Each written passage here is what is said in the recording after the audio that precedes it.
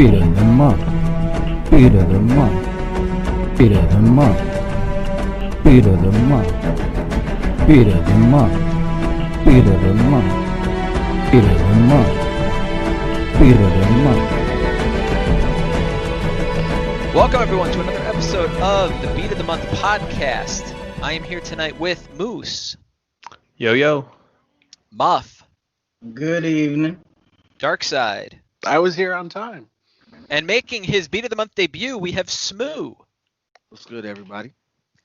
And tonight we're going to be talking about the Halo franchise. So we're going to be taking a look back at our experiences with each of the games, do a little outline of each of the games. So we will go ahead and get started. To start things off, what is everybody's general experience with Halo? I personally don't have I played the first few games and then I kind of dropped off the series. I know a lot of the other people on the podcast have more experience with Halo than I do.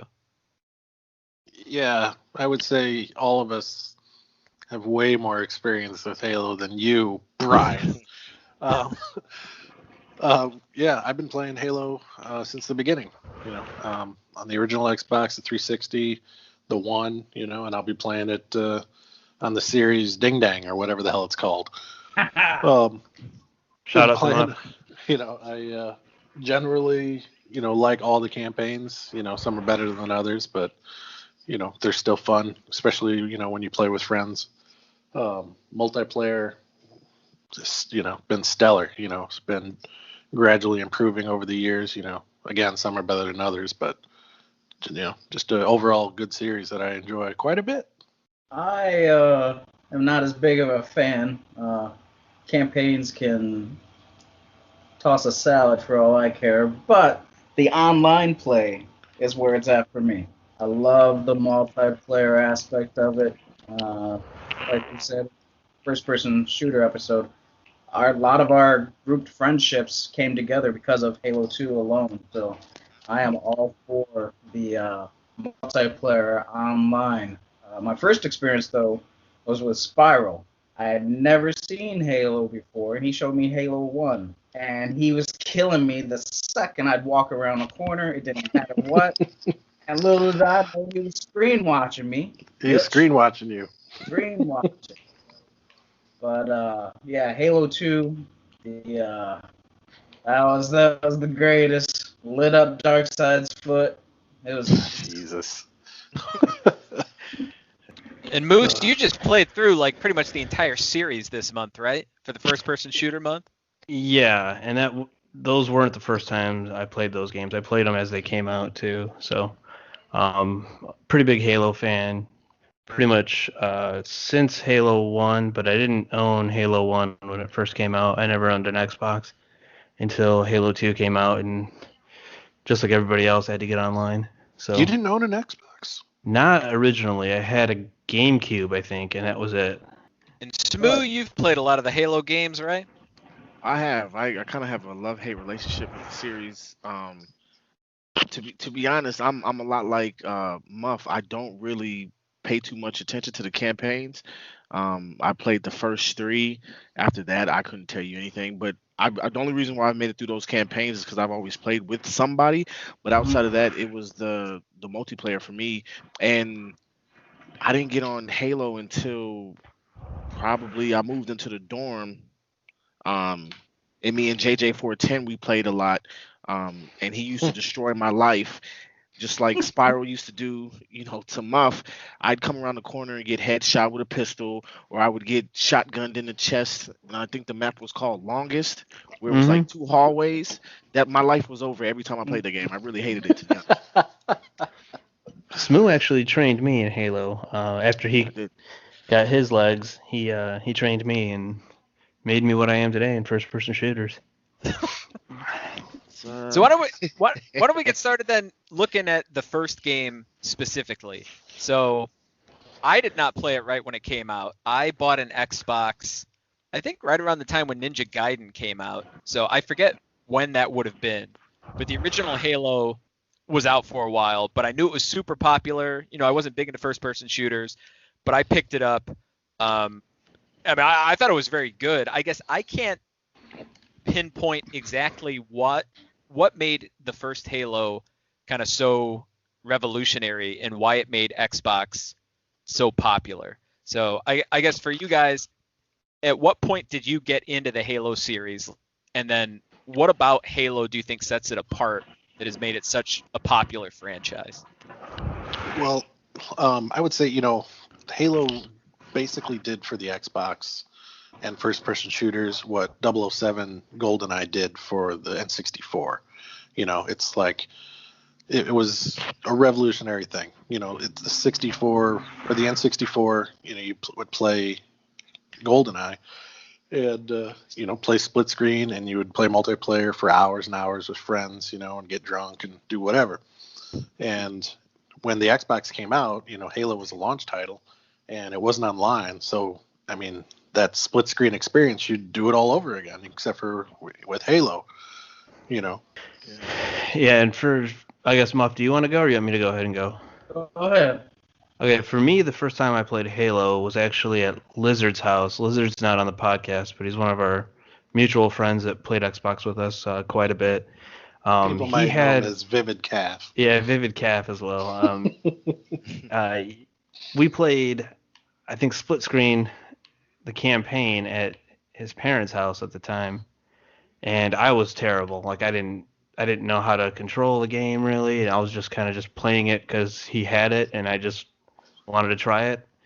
And I didn't really play it until I played with Smoo and JJ410, who we mentioned earlier, when they had System Link. So they were connecting multiple Xboxes in an apartment, and I remember that was when I first actually really played multiplayer, and it was my mind was blown at the time playing on different TVs, the same game connected. So Smoo, when you played, did you have an Xbox right when it came out? I believe I did have an Xbox right when it came out, but I don't think I played Halo. There was another game that I played more. It had it was made up of mini games, and I can't think of what the game was called. Fusion Frenzy? Fusion Frenzy. Oh, man. Yes. So I It would was play a a lot more Fusion Fusion Frenzy Frenzy than anything else. And again, it was because JJ410, and then there was some other guys that we played with from Walmart, like Slayer, when we would have the get-togethers where we would have the LAN parties at each other's houses. We would have each other's TVs, and I think that's what really got me into it, is because you had the camaraderie, and then it would get deep and in depth. You would have some good battles, and the people were there with you, so you could talk shit to them and just tell them off. That was what really got me into it. Yeah, and then screen watch and just start screaming at each other. Stop looking at my screen, motherfucker. That was the best is when you had multiple TVs in one room and you were in the back, so you could see everybody else's screen. Yeah.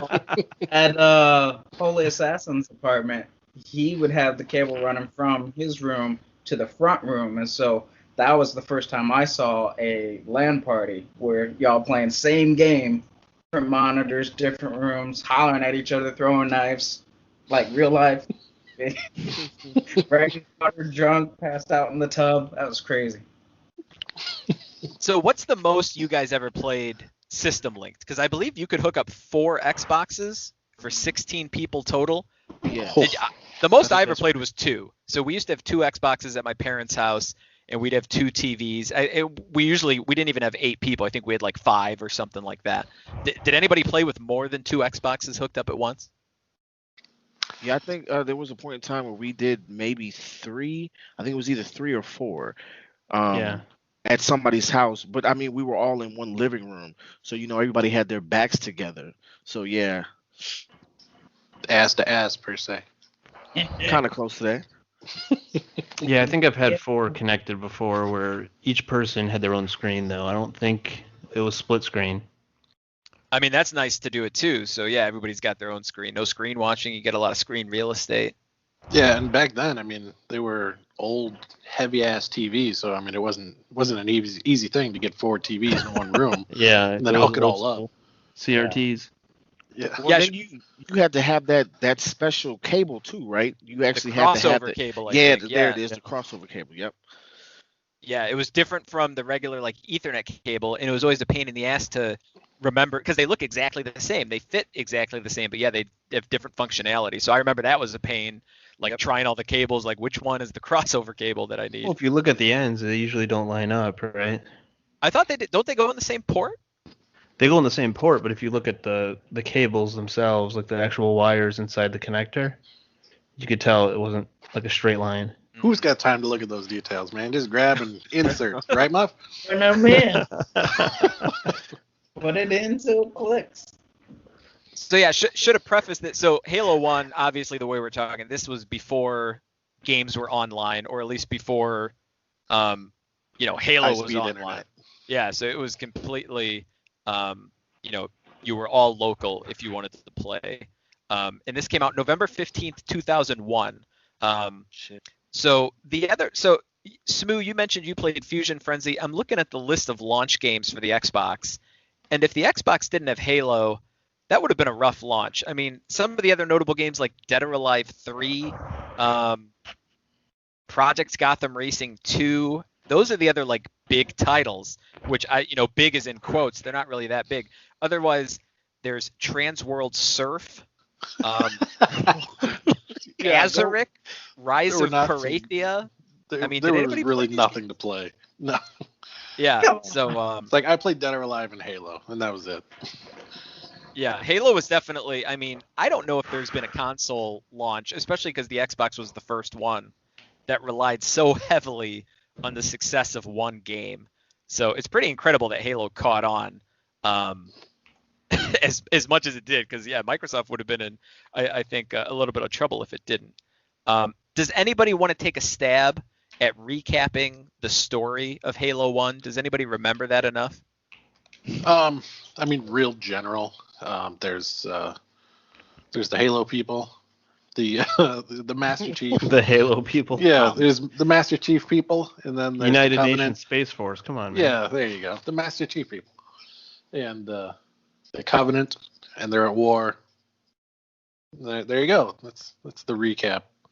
And then there's the Flood, which is the Charlie wild card of the situation. You were basically killing like space aliens that they were intelligent life, and they were hell bent on like basically taking over the galaxy, the universe, whatever. And so it's kind of like you're fighting two different factions at once. You're fighting the Covenant, and then the Flood is just like kind of this like parasitic being, right? Do they even have like? They're almost like insects, aren't they? Or do they have like a mind? Yeah, they're like a parasitic being, and they can take over corpses, and then it's almost like zombie type enemies in a way. Yeah, they have like a hive mind, a hive mentality kind of. Spoilers All right. for Halo 2. But all right.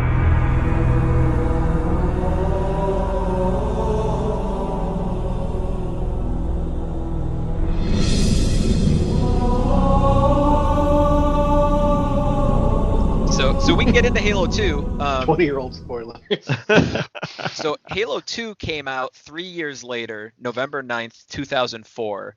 And on the last episode, the first-person shooter episode, we gave kind of a lot of our background with Halo 2. So I guess with things that were new and notable with Halo 2, first and foremost, the online play. I think that was, revolutionary, and that really propelled like Halo to the next level.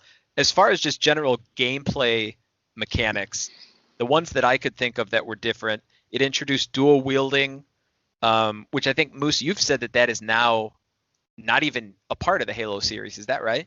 Correct. Yeah, it's not even. I don't even know if there's a way to do it anymore. But at the time, that was like a big deal, because couldn't you dual wield, like, not every weapon, but you could mix and match a lot of different weapons, like a pistol and a plasma gun or something like that? Yeah. Yeah, so that was like Halo 2. You could do a plasma pistol and a hand cannon, which was like the Magnum. And that would be, you'd use a plasma pistol to take off somebody's shields, and then the Magnum, you get a headshot. So it's like a two weapons, or a 2-shot kill, basically. Yeah. And if you sucked like me, you could use double needlers and they'd chase you and get you in the ass. One thing that Halo 2 was revolutionary for, probably the biggest thing in gaming, was it introduced Darkseid and Moose. That's Oh true. my God. Yep. That was a Dark Side Moose connection. The first Yeah. time. It was, it was like sparks flew. There was no other love story has ever been quite as good. Is that when you said Moose was the funniest guy you've ever met? Was that? That is that That time. is the infamous statement that he can never live down. So what else was new with Halo 2?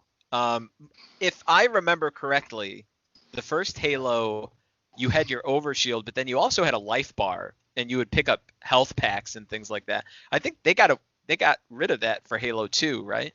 Yeah, they ditched the health system basically.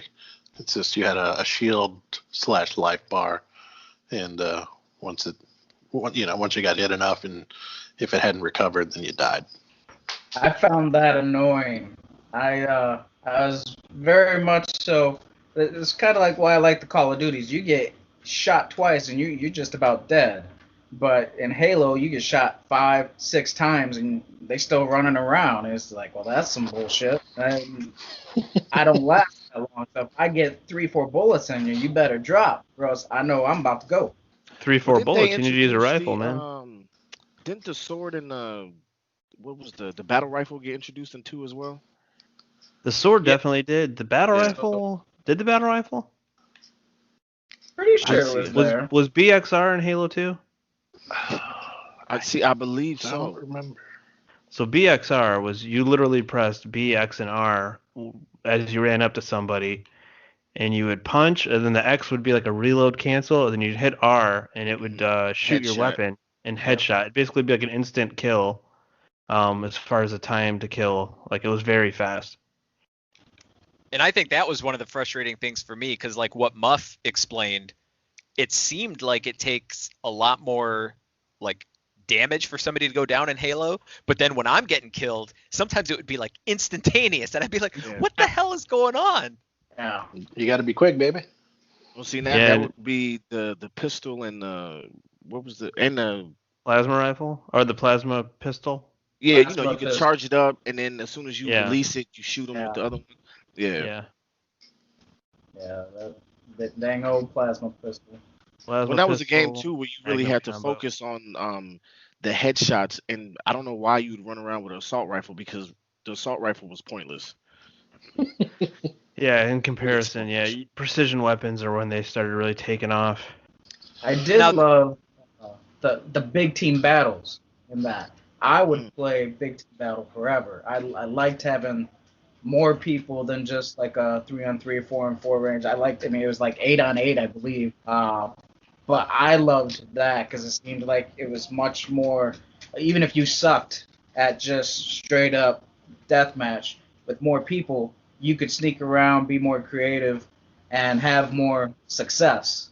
Whereas if you get on a squad, you're facing a squad of 3 or 4 that are really good, you pretty much just hanging it up as soon as you get in. So I really preferred the big team battle. And I guess I liked big team battle if it was like deathmatch, but whenever there was big team battle, like capture the flag or whatever other like strategy type missions, Objective based yeah. game types. yeah, like I never felt like I was doing anything. I always felt like I was just kind of wandering around, like other people have a plan and I'm not doing shit. Yeah, especially if Muff is on your team, because you'll be trying to score the flag, and he'll throw a fucking plasma at you and blow you up before you score for your team when you're all on the same team. That shit was like Montana to Rice, right in your goddamn foot. I wasn't even aiming for you, but got you. We go into, if you get a chance, listen to the first person shooter episode, because we go into far more stories about it than we will in this. But I remember Holy Assassin chatted me, and he told me how pissed Darkseid was. Like, insanely pissed. I was We weren't livid. talking- And I was just like I talk shit about his mom pissed, or worse. He said worse. And I was like, oh shit. And you get pretty pissed talking about your mama. Speaking of drama and Halo, Smoo and Moose, do you want to? We might have dabbled on this in the last episode, but do you want to recap the feud that you guys had? Yeah, dabble these nuts, and if you want, if you want us to go into I'll let Smooth tell it because I told it in the first-person shooter podcast a little bit. I'll let Smooth tell his perspective. He doesn't really tell his side of the story as much. Because first and Let's hear foremost, your side, it was Scoop. not my fault. Basically, we What- had a what- clan. Well, see, What's the 'cause look, story? This What this was is not your fault, Moo? this is how for Halo 2 I feel like was the destruction of relationships. It also helped you build relationships, and it helped me hate people.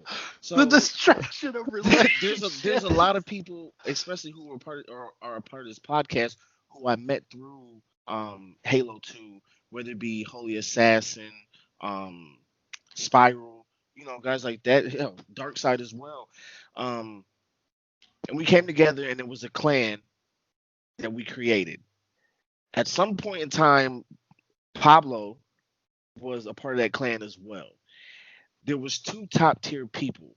It was me and Pablo. At some point in time, something happened, and I think Moose was asking to be higher than like a rank member in the clan. I personally had no problem with it, but Pablo wanted to fuck around and fuck with Moose. So what he did is he went to Moose and changed him from a member to a peon. Now, The Moose went crazy. oh my god! I tell you, it triggered Moose. It triggered Moose, but initially I didn't know what was going on, and Moose left the clan. So I'm like, okay, I don't know what's going on. So then I start to hear the riffs, what's going on and stuff like that. Next thing you know, someone's talking to me about Clan Rebellion. I'm like, what? It was like Clan Rebellion. This is where Moose went. I'm like, what the fuck? So I go and I check. Sure enough, Moose is part of Clan Rebellion. Now I feel slighted and I'm upset. I'm in my feelings because I'm like, I trained this guy. We're supposed to be friends. He just left my clan. I had nothing to do with it. And so now it's a rift. So you have, I can't even remember what our clan was called, but it was our clan. Bad Boys for Life with Bad the Boys for Life, 4 yes. and a Y for the I. Oh, classic. And it's just it's tension, and it got to the point. Me and Moose, I don't think we talked for 3 weeks or something. I was in my feelings. I'm not gonna lie. I was acting like a bitch. I was upset. And this was in 2004, so you guys were in your mid 30s back then, right? we were toddlers back then. Oh man, yeah, because Halo 2 for me it was life. Like I would miss classes. I wasn't going to some classes because I had to play like 3 more matches. I was missing out on sleep. It was maybe once or twice I may have called off for work just so I can get to rank 48 or something. It was ridiculous. What was the ranking system like in Halo 2? I completely forgot about that.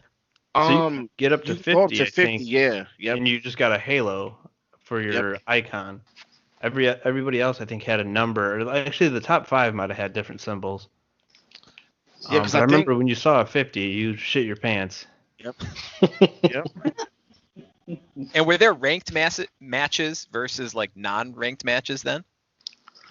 Man, it's hard to remember. Yeah, I don't remember. I don't remember if it was split up that way or not, but I don't think it was. I think with that, the matchmaking was it just threw you in, and regardless of how you played, you always got a number.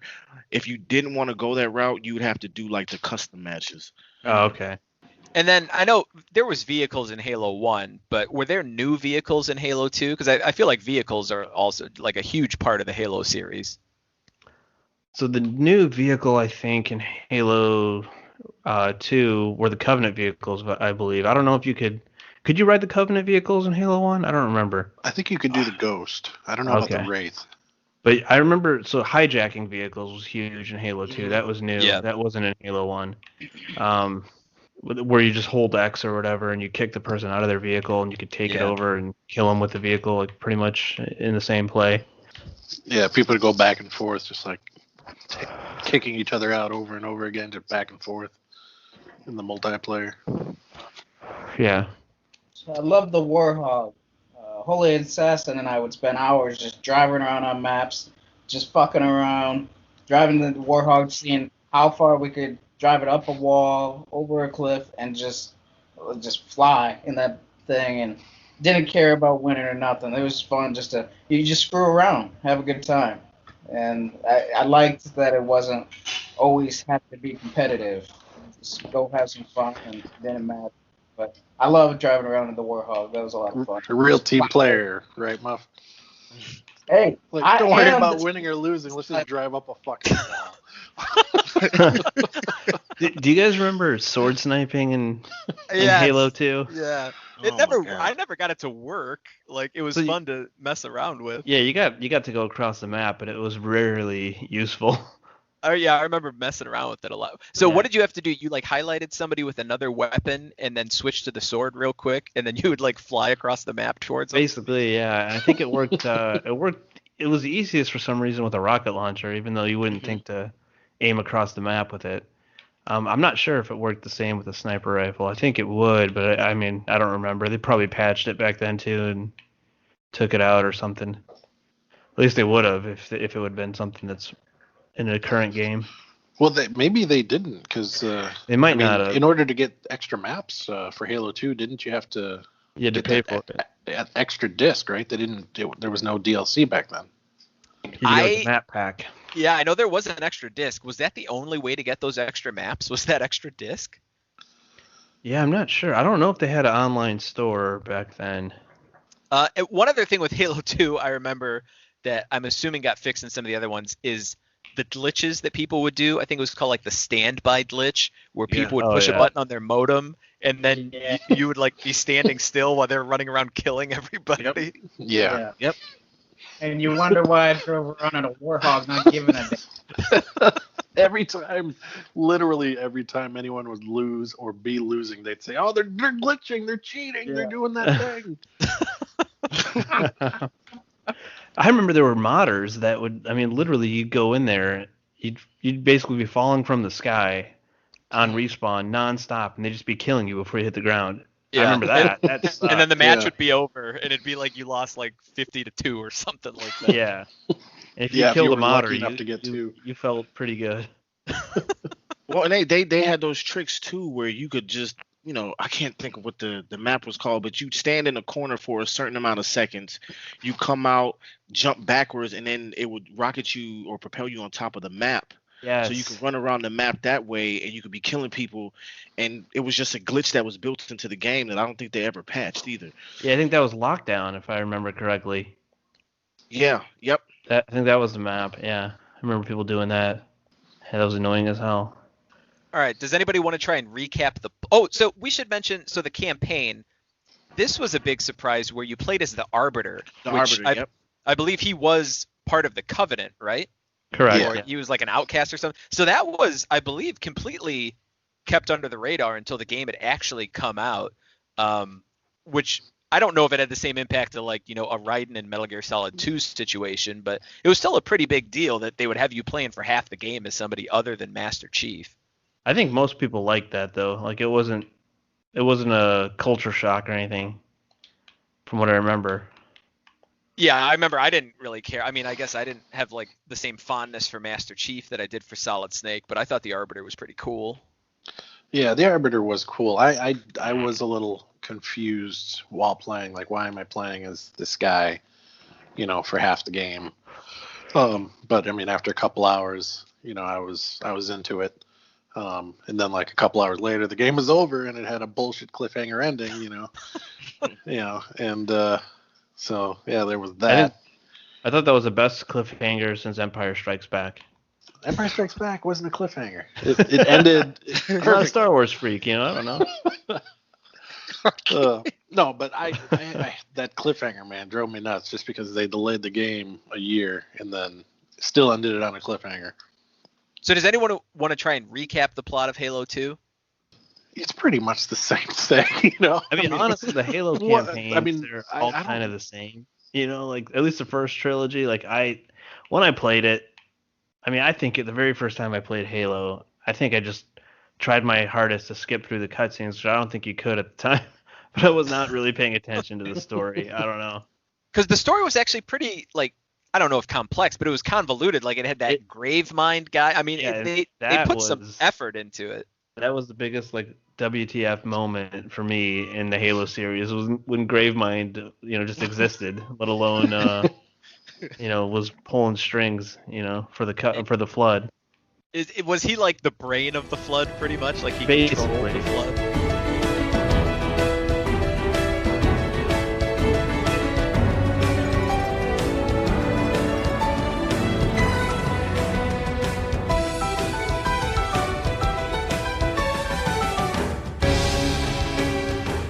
All right, if nobody's got anything else with Halo 2, we're going to move into Halo 3. This came out September 25th, 2007. This was the first Halo game that came out on the Xbox 360. And this one came out, it had an open beta before the game came out. It came with Crackdown. So that's how I think a lot of people got their first taste of Halo. Moose, I think you were sent by John Bungie a separate beta code. Is that right? Bungie, I don't know who at Bungie. It was like, I forgot the guy's name. It was like some disembobulated mind or something weird, some weird like username like that. Sent me a huge message on Bungie.net, and I mean it was like it's got to be like almost 1,000 words, but it was saying like a friends and family beta. Like I'm a longtime Bungie.net user, and I was active in Halo 2 somewhat recently, and all this stuff.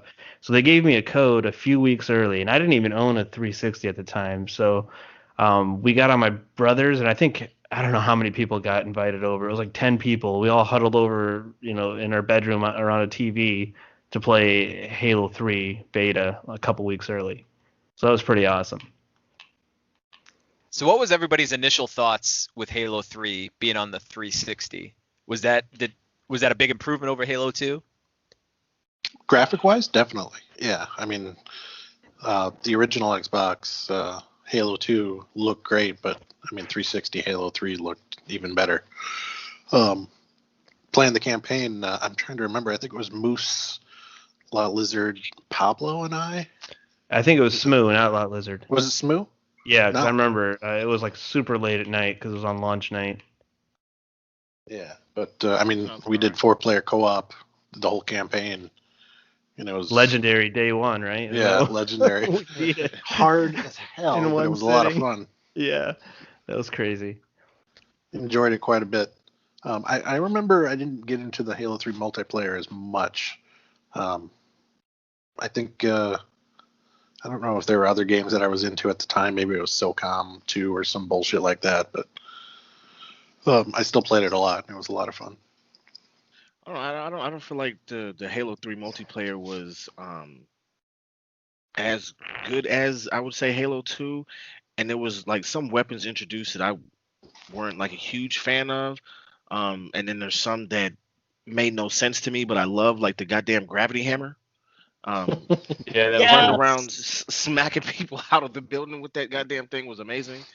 Yes, So- it was. Okay. Again, Holy Assassin, I would spend hours just clobbering with the damn hammer. Got the hammer, is like, let's hit somebody. It was always fun Yeah. when somebody else had the hammer also, so you guys are hitting each other at the same time, Oh Yeah. yeah. kind of ricochet off each other. Was that like the main new weapon for Halo 3? Was there any other new weapons? Did they have the needler rifle in Halo 3? Was that Halo 3 or? I think that was Halo 3, yeah. So that was They also basically had the, yeah. It was like a little, I don't know if it was a spiker or what it was. It was like a pistol that had like two little swords on it. Yeah, the brute spiker. Yes, that thing. And they had the brute shot too, which was like a grenade launcher basically. Yeah. And I think I don't know if it's 3 or maybe it was in 2, but they had started to change around what the pistol was. So instead of having Yeah, just a 2 regular is when that pistol, happened. okay, it was like a Magnum or something. Yeah, it was the Magnum, and you couldn't zoom in. hmm That was huge because Halo 1 zooming in on the pistol was like pretty It's like awesome. a mini sniper. Yeah. Yeah, the 3 pistol shots. in the first game was like the go-to weapon, it seemed, for a lot of people. Yeah, the first thing you do when you get in a match is you hit Y to switch to the pistol. Oh, and spike grenade. That was something else that was new. Yeah, that was Halo 3 as well. Yeah. Halo 3 also had some power-ups, right? Like you could pick up like a shield and a lift and all this other stuff, right? Was that Like one? like you could throw a lift down the ground and jump, and it was like an airlift. Yep. And then had a shield that you could drop a bubble basically and stay in it. Yeah, that was Halo 3. Yeah. Yeah, and you could pick up a sprint power-up. I don't know. There might have been a couple more. I can't remember off the top of my head. It's all blurred to me. They're all the same. But Halo 3, so I played it more recently, and I found out that the controls, what's weird is you had to reload with the bumpers, and they made the controls around dual wielding. And when I tried to play it recently, I tried switching the controls because I didn't want to dual wield, and I couldn't get the buttons to make sense, so I just played with the controls that I was given, basically. So dual wielding was still a pretty big part of Halo 3? It was, yeah. And they wanted you to reload like your right-hand weapon with the right bumper, your left-hand weapon with the left bumper. So it made sense, like, in that sense, but it didn't fit right with how I play games now. Yeah, usually like those bumpers are dedicated towards something like a grenade or even a jump, depending on what Yeah, you're I playing. use bumper jumper a lot now, so.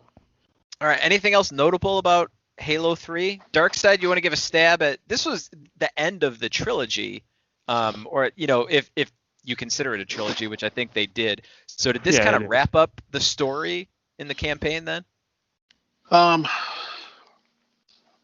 Well, I kind of found it disappointing, to be honest with you. You can be I honest thought- with. I will always be honest. The gameplay wise, level wise, everything was great. Getting through it, playing it, it was a lot of fun. But story wise, it was just kind of more of the same. The Covenant are gonna destroy Earth now, and they're gonna use the Halos and destroy all life because reasons, bullshit like that. Yeah. And also there's Flood. You'll fight them every once in a while. And Yeah. there I was think no the real big thing, ending boss. There's like no bad guy in the game. the big thing with Halo 3, I think, wasn't like there a way to remotely activate all the rings or something, and you had to stop that? Yeah, If I that remember was gonna correctly. kill all life in the universe. Yeah. With the remaining Halos. But yeah, I mean the Halo 2 kind of set up that maybe like Gravemind was going to be the big boss in Halo 3, and he's there, but he's not really anything that you fight or really deal with. He ends up just being a jackass that betrays you in the game. Yeah, he kind of talks to you, in your head every once in a while. And the ending boss is a fucking floaty circle ball thingy. That's 343 Guilty Spark, man. What are you talking about? Yeah, Guilty Spark. Like the end boss of the game is the fucking soccer ball that I got to beat up. Hey, dude, he killed that one guy, the sergeant guy. I don't know. The guy that I always just cigar wanted and something talks- else other than a basketball in space. So I guess we haven't mentioned Cortana at all. So Cortana's a big part of the Halo series. Doesn't she get like kidnapped in Halo 2 and you're getting she her gets- back in Halo yeah. 3 or something? So I don't know what happened exactly. You get separated from her somehow, and she ends up being corrupted by Gravemind or something. So Gravemind's that big monster guy that Darkseid was mentioning. Yeah, her story kind of is crazy throughout the Halo series, but yeah, I don't remember exactly how you got disconnected from her. But the cool thing from Halo 3 is when the like tagline or whatever was finish the fight, and sometime in the campaign, I don't even remember when, but like they're briefing Master Chief on what he needs to do, and then he just turns to somebody and says, "I need a weapon," and it was like the most badass feeling I've ever felt in a video game, probably. It is a classic line. The most badass feeling. It's, I need a weapon. I was saying that for like the next 10 years. Just finished saying it probably like a few years ago, you know. Until John Wick came out, Yeah, right? until John Wick. Yeah. John Wick. Yeah. All right, the next game that I don't know we'll spend a ton of time on, but it was Halo 3 ODST. This came out September 22nd, 2009. This was a prequel to Halo 3. Yeah. Does anybody have any experience with this game? Anything to call out? Yeah, so I got some Sweet. fond memories of that game. Like That was one of the games that I tried to get 100% achievements on. And I know Darkseid remembers this because I was hounding him like crazy because I I had do to remember. do like this firefight with just like a horde mode. I had to do it on the hardest difficulty. And for some reason, that game did not have matchmaking, at least not on the hardest difficulty. And that was the last achievement I need. So Darkseid and I tried to two-man it. I don't know how many different times. We'd fail like somewhere far into it, but it was so frustrating. Other than Yeah, that, I mean, I it don't know why wasn't too. Bungie does that either. Like Bungie's known for not having matchmaking, like when everybody wants it. Yeah, it's really weird. But so Halo 3 ODST, I think it came with all the Halo 3 multiplayer maps on a separate disc. Like it gave you the map pack, I think. Because it didn't have its own multiplayer, so you could just play Halo 3 multiplayer on the second disc with all the maps, which was kind of cool. But Yeah. I mean, nowadays it's in the Master Chief Collection as DLC. Anybody else have any experience with Halo ODST? I played it when it came out. I've only played it one time. I've been meaning to revisit it, but I enjoyed it when I played it.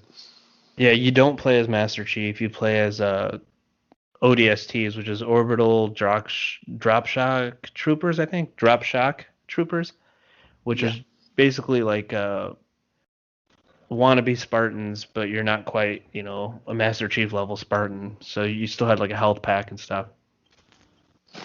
So did they bring back the health packs for ODST? Yeah, they did. And was that in the multiplayer as well then? Not so the multiplayer was just like horde mode, I think. So you probably still had it, but in like when you actually had the second disc, it was just Halo 3 multiplayer. Like you were playing Halo 3 with the second disc. If that makes sense. Yeah, no, that makes sense. Okay. All right. Or Darkseid, do you want to give us a story recap of ODST? Nah. I don't really remember that So story. ODST, you play as man, I forgot who the main character is. You're like almost like an unnamed, just like UNSC ODST member, and you're going through a city. You're basically playing. You're like almost doing like a detective style work, looking for clues, and then once you found the clue, you would play a mission. So you're basically playing flashbacks within the game, and it basically led to right into Halo 3 at the end. But the story itself, I don't remember the details, but like you're just how your team fell apart kind of thing. We'll move into Halo Reach. So this came out September 14th, 2010, and this was a prequel to the very first Halo game. This is the last game made by Bungie. So I don't know when this came out, was it known that this was going to be Bungie's last Halo game? Yes, I believe it was. I think it was, but it's harder to remember because it's not like back then it wasn't like now where social media just like beats something into your skull that something's going to happen, and all these websites are constantly talking about it with different headlines and whatnot. So that it wasn't the same level of that from what I remember. Yeah. So like it's harder for me to have like a clear memory of what happened back then exactly. Yeah, Halo Reach for me was probably the most satisfying Halo game since the first one. It had a compelling story, good characters, good levels in action, a really good multiplayer. It was exactly what I wanted Halo 2 and 3 to be. And you can kind of tell it was a precursor for what Bungie went on to do as far as like game type and power moves and whatnot. Like they went on to make Destiny, but that you could tell it was like a pre-Destiny, if that makes sense, with the way the power-ups worked and like shoulder charges and whatnot. So how did the power-ups work? Were there like loadouts and stuff with this one? I think so. For the multiplayer, I believe there were loadouts you could pick, if I remember correctly, and you could pick them as you died, I think. Yeah, you could like fly, or you could there's a have a jetpack. shield or something like that. There was like armor lock where you punch the ground and you become like invulnerable for a little bit of time. Yeah. That would be pretty awesome if a vehicle was coming at you and you timed it right. You could stop the vehicle. There were some other ones too, like I don't know if Sprint was one. I think Sprint was one in itself, wasn't I it? think so. Yeah. That's another thing. Up to this point, Sprint you couldn't natively sprint in a Halo game. So while Halo Reach is my favorite Halo campaign, just based on the story alone, some of the quality of life improvements that you would expect in a first-person shooter just kind of aren't there. Yeah, and I mean that's the thing. Like a lot of the fans were like rabid fans. Like they didn't want the mechanics of Halo to change. You could tell that Bungie wanted to evolve the series, as time went on. But I mean, people are crazy, and they're like, Halo should be Halo. It shouldn't control differently than it had since the first game. And it's like, come on, guys, relax, Muff. Yeah. You get the same way when you can't have the up be down and the down be up and the right be in and the left be out. Exactly. Yeah, I was thinking the same thing. Big Muff was referring to Dark Side's legacy controls and inverted. Well, yeah, I mean, names. I don't care. I don't even think you could aim down the sights in Halo Reach, right? You couldn't do that till Halo 5. So aiming down sights didn't exist really. You could just scope in with certain weapons like that had a scope, But like your assault rifle, if you tried to, aim down sights, you would just zoom in on your binoculars with no weapon, Yeah. So like, that was still a thing back then. Yeah, Master Chief uses binoculars all the time. Which is like unheard of. It's unheard of nowadays. Like even if you don't have a scope, you just iron sight, in any game with a gun right now. So yeah. Is Reach the one that had the tanks? The tanks were always there, man. Yeah, they were in there since the first one. I love tanks. Thanks, Mom. Smoo, did you play any Halo Reach? I did. I own the collector's edition. Fancy fuck. Oh yeah, I had that too. Yeah, that big ass box that it came in. It was nice shit! I have it too. Trophy. Thanks. Look, see, talking shit. Yeah, I think you had the whole Noble team on that thing. I don't know. I feel like the games in between, because the next game I'll actually talk about is 5, but the games in between, like after 3, just hit or miss for me. Yeah. I mean, ODST was more like a spin-off more than, an iteration of the game. Yeah, like a large expansion. Reach was definitely a new game, like a new Halo game, but I think 3 was the last like mega Halo game at that point. Well, it's like what Darkseid said, with the new mechanics and the power-ups and stuff, to a degree, I didn't really want all of that because I didn't understand it at the time, but it was a nice change, but it just wasn't 100%, I feel like, the Halo formula that actually worked. Yeah.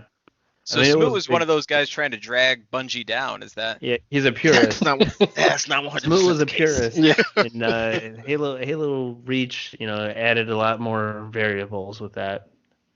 So, I mean, Halo was all about controlling a map and power weapons and whatnot and kind of knowing what your opponents are going to do. And Halo Reach kind of challenged that,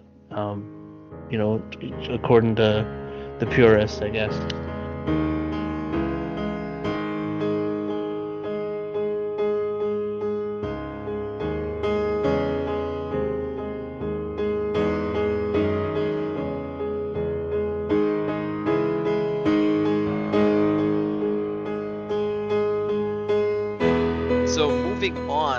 Halo 4 came out November 6, 2012. This was still on the original 360, or just the 360. This was the first game made by 343. So what did you guys think about it, the first Halo game not made by Bungie? Were you skeptical before it came out?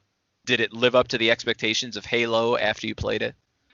It was like, ooh, Halo, I gotta get it. And then you played it and it was like, oh, it's Halo.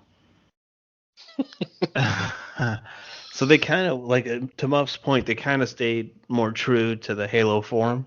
When I first played it, I knew it was 343, and I kind of had like a bad taste, going into it, I guess. So I didn't have high expectations, and anytime I didn't like something, I was like, man, 343, fucked up Halo or whatever. Even though like it probably wasn't their fault, and it was probably like most of the people that were in 343 probably came from Bungie, or stayed with Microsoft. You know what I mean?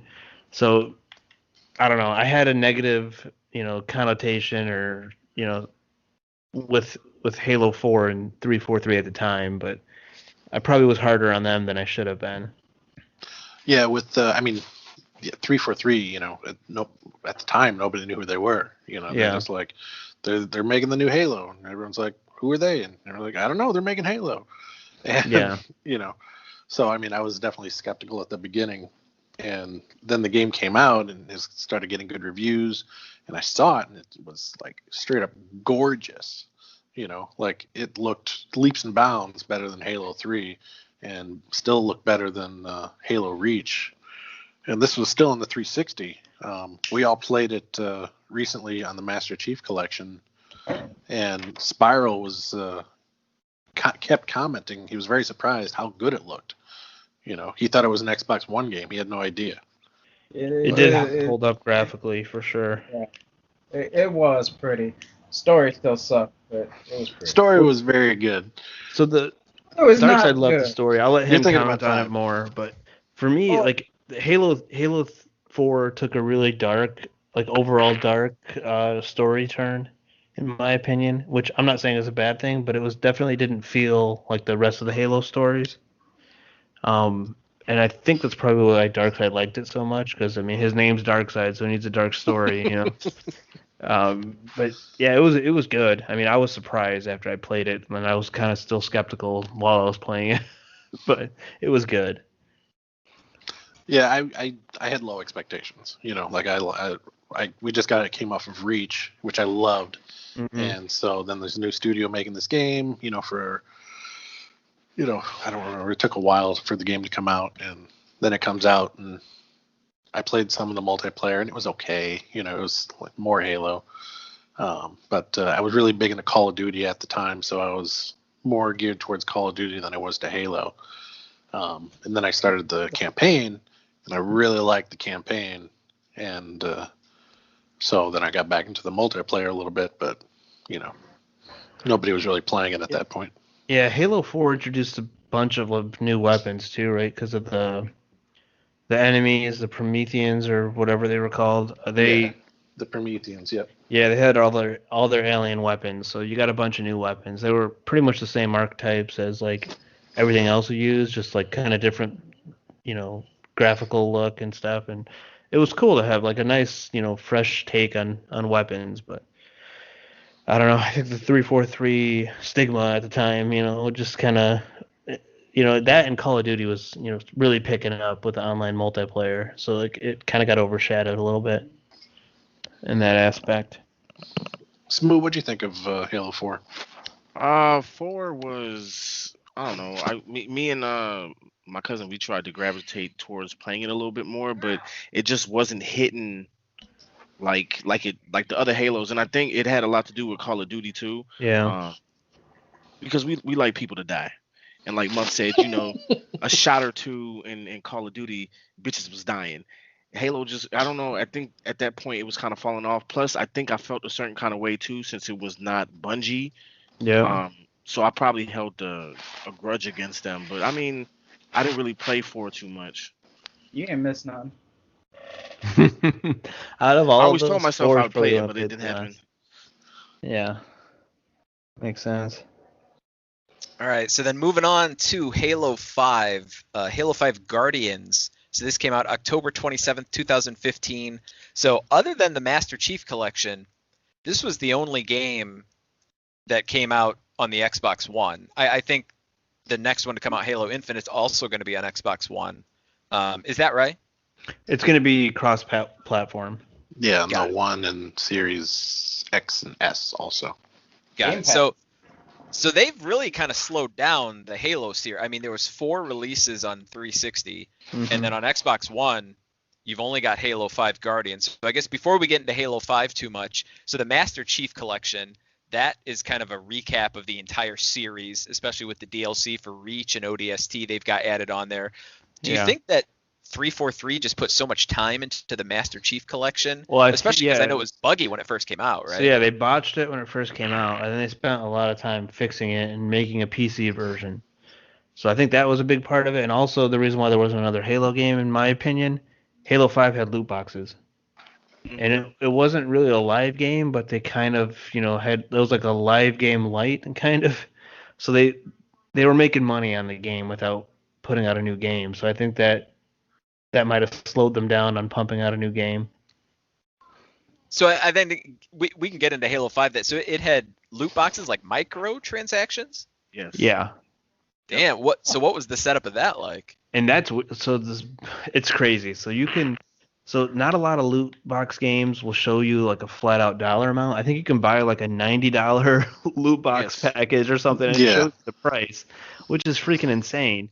But I mean, people are probably paying for it because you just have a credit card and you're just like, oh, I want to get this, so I'll try a bunch of loot boxes at once, and then you spend like $100. So I mean, you can get them for $2, you can get them for $90, you can get them for, you know what I mean? It's just like, it was pretty crazy how they advertised it, and it's just one of the menus in the game. And I think the fucked up part about that loot box system is because if I remember correctly, you don't have a choice in the options of what you pick. So there's like, you have your regular multiplayer mode, and then you had that other mode, Warzone. So therefore, when you would sit there and buy the loot box, and let's say you only play multiplayer, there was a huge chance that you would get stuff that was mainly for that Warzone mode. So you wasted money on getting a loot box, and you're not even getting the stuff that you're going to actually use. So if I go on right now and check, I got 8 million things for Warzone, and I've never used it. Oh yeah. Oh man. So you can used all that shit. You can earn the points in the game by playing the game. Yep. But if you were to spend money, you could rack up your credit card bill pretty quickly if you wanted to. Yeah, it's expected to either grind like hell to try to unlock everything, which would take a million hours, or pay for it. A lot of it can actually, like in Warzone especially, it could be seen as pay to win. I mean, you can get certain vehicles, certain weapons that basically, you just go to a kiosk in the game and you pull the weapon out. And you could get, the top end weapons by getting those loot boxes. So everything else, I guess, aside of the loot boxes, how was, I guess, the core gameplay of Halo 5? Was it a step up from Halo 4? Was 343 kind of met more with open arms with this release because people kind of knew it was coming? Yeah, I mean, core gameplay for Halo 5 is the best in the series. I don't know if everybody agrees with me on that, but in my opinion, it's the best in the series. It was a brand new engine. They fine-tuned the controls to just be smooth, to be buttery smooth, baby. And for some guns you could aim down the sights, now. Yep. And you can aim down on everything, I think, now. Yeah. Some new weapons, but also the returning ones, they felt right, I'd say outside of 2, 5 is probably my second favorite. One, the ability to hover in the air and then dash down to the ground or whatever and assassinate somebody that way. I love that. Yep. And then the actual assassinations, winning or getting custom ones through either the loot box or just earning it with the credits. I enjoyed that too. So that aided in just something different as opposed to just beating somebody in the head, run up to them, assassinate them, punt them across the screen. So I enjoyed it, and the gameplay was actually it was actually quite good. Yeah, the assassinations were great. It was like an alternative to teabagging. So a lot of those power-ups that we were talking about, like they were all basically native to the character themselves. So you could sprint, you could do like a shoulder charge, you could do like Smooth mentioned a ground pound, you jump in the air and you hold like melee and you like slam onto the ground at a certain area. And you could air dodge. There was just a lot more, like mobility was a bigger factor in Halo 5 than it was in the previous Halos. Well, they added that what is it with the shield? If your shield goes down, if you're running, it won't recover. So you have to actually think about it. and Yeah. slow down so that your shield recovered. Yeah, That's your right. shield would use the same cooldown as your sprint. So if you're sprinting, you would not recover your shield. Hmm. So you had to stop or like get behind cover to get your shield back up. That's something that still like when I play, I forget sometimes. Yeah, But that's an extra bit of strategy to yeah. like, do you So run and try to get away from the fire, or do you I try think to that hide really, and wait? my guess is they probably had that in there to slow down the game a little bit because otherwise you'd be zooming around a lot more. I still zoom around. Didn't care. And then doesn't Halo 5 have it has pretty much all the weapons as well. So it has the battle rifle and the DMR. Yes, Yep. although I don't have a DMR. We can talk about that. I still haven't gotten a DMR out of those rec packs, by the way. It's been 5 years. Yeah, it's pretty crazy. So that's a good point. It's been 5 years since that the last Halo games came out. Have they made Halo 5 like kind of like a games as a service type deal, or have they been adding content to it, or has it changed much since it came out 5 years ago? I know that they added a bunch of content like the first year. It started off as a games as service before that term was coined. Yeah. But I know that first year they added a bunch of maps and different game modes. I'm not sure what they've done after that first year, though. Didn't they have all? So they included all the maps free, right? You didn't have to download them manually, or you didn't have to pay for maps. That was Yeah, it was that was all one of the free. cool things about that. But the loot boxes. Now, I wasn't gonna purchase any of them. I'm just annoyed that just the structure that they have the loot boxes. That's why I keep on mentioning it. But they do have like featured playlists and whatnot. So it's like a live game light. It's not nearly the same level as like an actual live game though. All right. Does anybody have any other comments about Halo 5 Guardians? The Halo 5 campaign was probably one of the worst ones story-wise. Yeah, it wasn't that great. Yeah, it was pretty bad.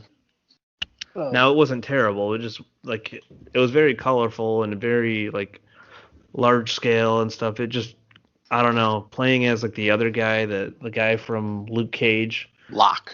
Yeah, Locke. He just wasn't as cool as Master Chief. And then Spartan fighting against Master Chief, most of the time you're like kind of like WTF, like you wanted Master Chief to win. At least I did.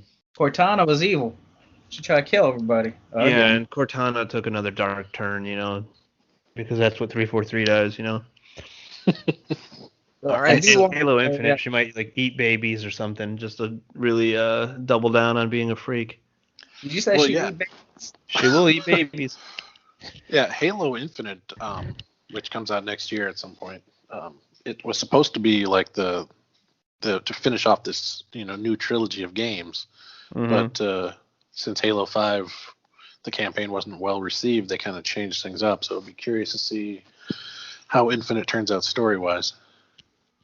Yeah, so what are you guys looking to see out of Halo Infinite? I don't know if they've unveiled what any new gameplay mechanics are going to be. They showed a grappling hook, which looked pretty cool. Like Bionic Commando grappling hook?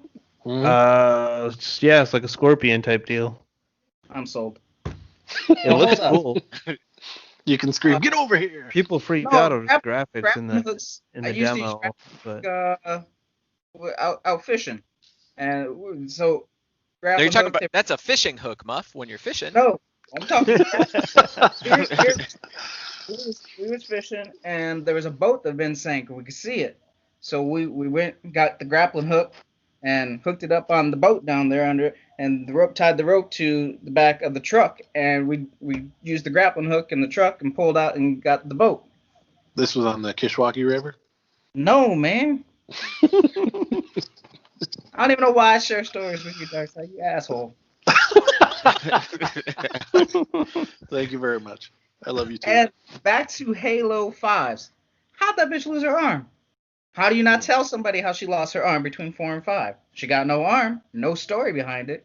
I think there was a movie that you could watch to figure it out, or Cortana? Maybe it was a comic book. Cortana. No, not arm. This old bitch got no arm.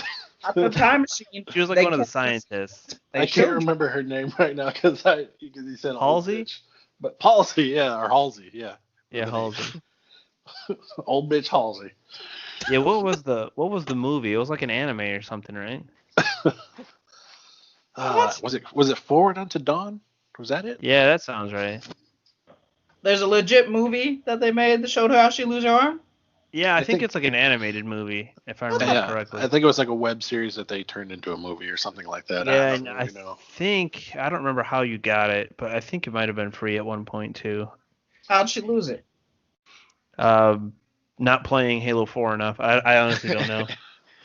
It was a snowplow at the ski resort, right, Muff? So does anybody else? Because I know Halo, mentioning this like animated movie or whatever, it's branched out into a lot of other stuff like books, and then there's other like, peripheral games. Has anybody dove into any of that other kind of outside of the main series Halo stuff, like Halo Wars or anything? I watched, a little bit of Forward Unto Dawn. I never finished it. I never read any of the comics or any of the books. I have Halo Wars, but it's sitting in a pile of unopened games. Probably to stay that way. Yeah, I tried Halo Wars when it came out, I think. I couldn't really get into an RTS on console. I just used to playing it with a mouse and keyboard. I think it's in Game Pass, and I think you can play it on PC, so maybe I'll give it a shot on there. I own both Halo Wars 1 and 2 collector's editions. It is a little tougher on the console as opposed to playing on the computer. Yeah. It's because it's not nearly as easy as that Lord of the Rings RTS that was on the Xbox at one point with those kind of controls. But I mean, it's a decent game. It looks amazing, but it's just a totally different game in itself. So All this talk about Halo, and in no time nobody had Red vs. Blue. Y'all remember that? Yeah. All right. You want to give us a run? What is Red versus Blue, Muff? That's like that, like machinima or whatever they call it. I forget what it's called, but like the videos where it's like comedy videos of Halo characters like in the game world Yeah. interacting. yes, Okay. great. Muff is That's too exactly what busy. it was. It was like a spoof of the Halo universe, I think. Yeah. I didn't really get into it. I was more of a Chocolate Rain guy back then, Yeah, exactly. You were. Listening to Chocolate Rain, playing Halo Online, that That's was right. more our speed. All right. Does Chocolate anybody have Rain any? on loop. Does anybody have any final words on any of the Halo games? I don't know. I'm just interested to see what they do with Infinite. I think the idea is it's going to be basically a Halo version of Destiny, from what I understand. But we'll see what happens. Ooh. I think the game's supposed to be the largest Halo game to date. So that's going to be interesting to see. I'm pretty excited for it, but I'm not hyped for it. Like I don't think they can let me down unless they just like release a total lemon. Like I'm not putting any pressure on it. You know what I mean? Yeah, that's usually best to kind of set Yeah, and expectations for. It's not stuff because like I don't think it's going to be good. It's just because I haven't been as hyped for Halo lately as I used to be. You know what I mean? Like if it was Halo 2 going into Halo 3, I was probably like super hyped. But like now, like after 5 or 6 games or whatever, it's like I'm just kind of like I know what to expect from Halo, and if they improve on it, I'll be happy. Yeah. I mean, I just don't want them, like Darkseid was gonna probably say right now. I don't want to interrupt him, sorry, but no, like go ahead. the improvements they put into Halo 5 controls and stuff, I don't want them to take that away. If they add to it or like make a change like here and there to tweak it, that's fine. But I like the freedom and the mobility and the controls in Halo 5. If they keep that and add more, or exchange something for something else that makes sense, then I think I'll be happy. Yeah, and I was going to touch on that too. Like, the demo that they showed, with the grappling hook, and it seemed like a lot of the mobility that you had in Halo 5 is still present in Infinite, which is good, because 5 is the best controlling one out of all of them. I've always been, more of a campaign guy than multiplayer guy, but Halo 5 campaign is just kind of or okay at best. So I'm looking forward to hopefully an improved campaign. The rumor is that it's going to be an open world game, which, Halo open world just sounds cool. Yeah. I Now like you- that. What's that? Now I said, now you're talking. Now you're talking. I like the Halo 5 multiplayer. So I mean, it's been 5 years since then. So I mean, games change. Then multiplayer's changed a lot since then. There's no such thing as a battle royale back then. So we'll be interested to see what they do with Halo Infinite multiplayer. Smoo, Muff, you got any final Halo thoughts? As long as they got grenades, I'll tag somebody. Darkseid. I just hope that I don't need it to be overdone. They don't need to add a whole bunch of crazy shit. Personally, I think battle royales to a degree are stupid, so they can keep that someplace else outside of Halo. But if the gameplay is good and they keep the multiplayer, all the mobility and everything else, I think I'll be a fan. Otherwise, it'll be another first-person shooter that I pass on. Ooh. That you'll pass on. That I will pass on. Smooth He'll will pass not on pass to on his it. children. Yeah, I'll just go back to 5. He will pass it on to his children. They're not prepared for that. The Smooth, super you expensive have- collector's edition. You will have pass Game on. Pass, correct? I do. You're gonna have Halo Infinite access. It's There you not go. saying much. It's saying everything. Matter of fact, I might even be playing 5 tomorrow. I'll play 5 tomorrow too then. Yeah, see, and Oh just to shit, bring we're it back. 5 guys. I will If not it's be chance, playing I'm not playing. 5. Why not? Yeah, Muff, why not? Yeah, why not? Just invite me anyway. I'll come. All right. Well, that has been our deep dive into the Halo series. This is the Beat of the Month podcast. If you want to reach us, we'd love to hear from you. beatofthemonth@gmail.com. Send us a note, give us feedback, ask us a question. We'd love to hear from you. We're also on social media, Beat of the Month at Instagram and YouTube and Discord. And then for Twitter, you add an S on the end of the months. Beat of the Months for Twitter. Extremely active on the Twitters. Yeah, hit us up on Twitter. Muff will give you a shout out. Wait, which one do you need to have the F? The S? Oh. Twitter. Twitter. Twitters. Sorry. Yeah, add it to the Twitters. Twitter's Beat of the Month.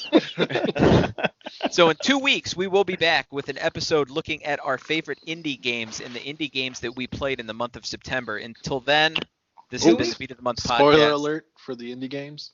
I played a lot of shit. Classic Darkseid. A lot of garbage. Darkseid is never low on volume, you know? All right, we will see you then. Have a good night. I Thank can hear you. that. Good night, everyone. Yeah.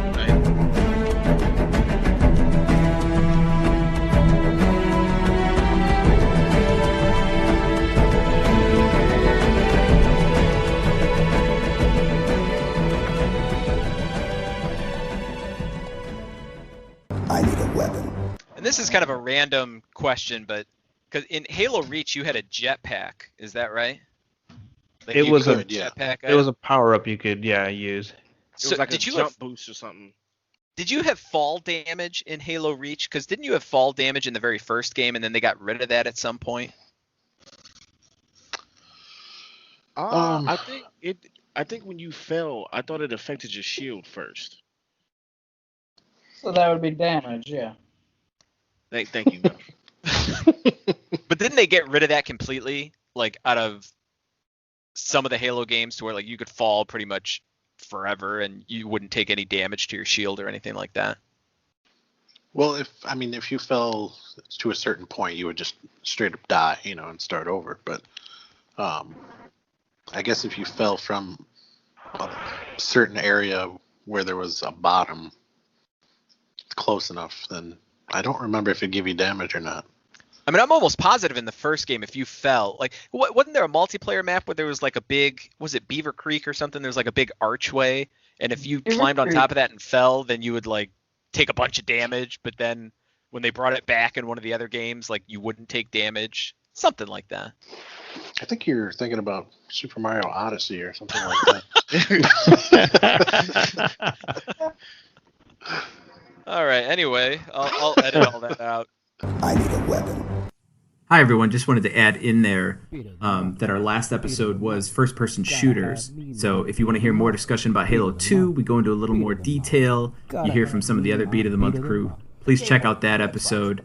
We talk about a lot of other first-person shooters as well, but there was a lot of talk about Halo 2. Again, shoot us a note, beatofthemonth@gmail.com. We'd love to hear from you. Thanks. Can run real fast. Watch out, Master Chief, gonna eat that ass. Beat of the month. Beat of the month. Gotta have me my beat of the month. We game all month, give out points and sorts. Better look out, it's another switch port. Beat of the month. Beat of the month. Gotta have me my beat of the month. Beat of the month. Beat of the month. Gotta have me my beat of the month.